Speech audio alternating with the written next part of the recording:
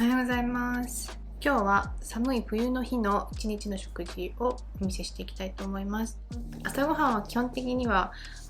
プロテインボールを作ることが多いんですけど、冷凍ブルーベリーとか入れたりするので、寒い日はこういったオートミールのお雑煮みたいなとかを食べたりすることもあります。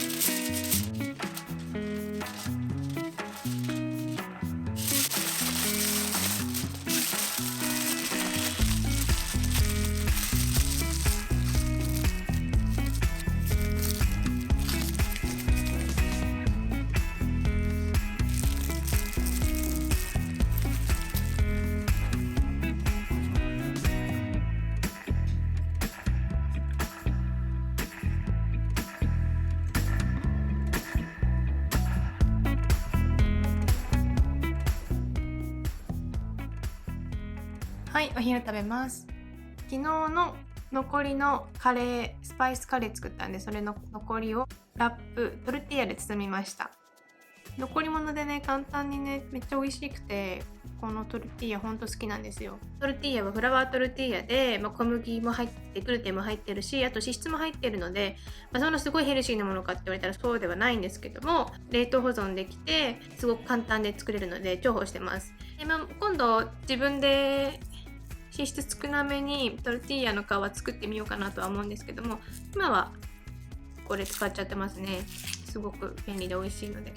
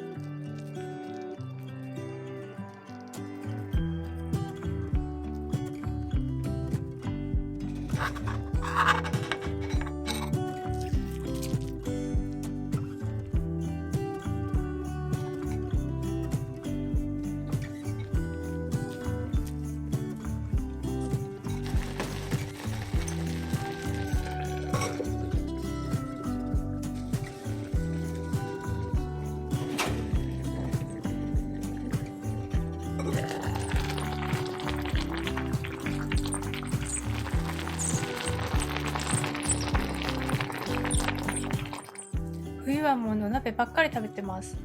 今日はちょっとつくね鍋にしてみました。鶏胸のつくねなので、脂質も低いかなっていうのと、あとは食べ終わったら締めでご飯を入れて雑煮にするので、それも楽しみにしています。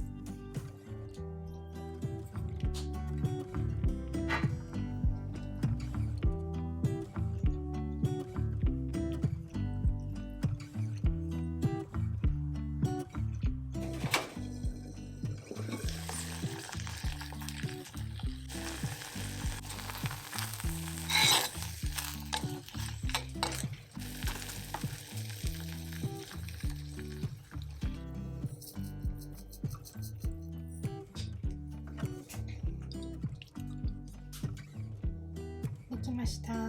これ食べたら夜ご飯は終わりです。